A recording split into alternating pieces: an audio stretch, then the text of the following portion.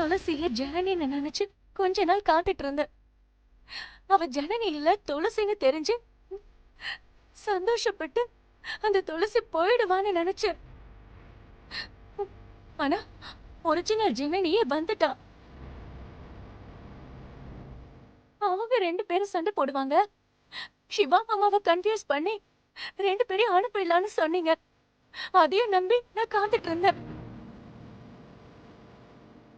ஆனா 2 பேரும் போகாம என் கண்ணு முன்னாடியே இருக்காங்க.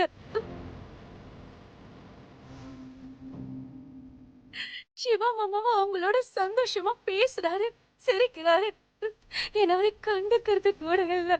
என்னை பத்தி மாமா நினைக்கிற மாதிரி கூட தெரியல. ரம்யான்னு ஒருத்தி இருக்கா. அவருக்காக காத்துட்டு இருக்கா. விவரம் தெரிஞ்ச நாள்ல இருந்து காதலிக்கிறாங்க. அவரு மறந்தே போயிட்டாரு.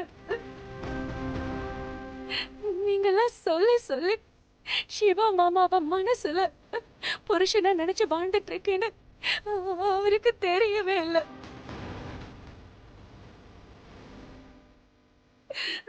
நீங்க எப்படி வதக்கிறீங்க அவருக்கும் தெரியல, அத்தை மாமாவுக்கும் தெரியல, போக போக உங்களுக்கும் தெரியாது.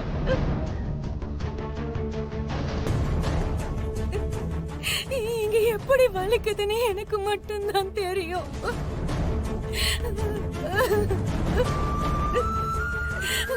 சில நேரத்துல எப்படி எப்படி இருக்கும் தெரியுமா? இந்த உயிர் போயிட்டா கூட நல்லா இருக்கும் தோணும். ரம்யா,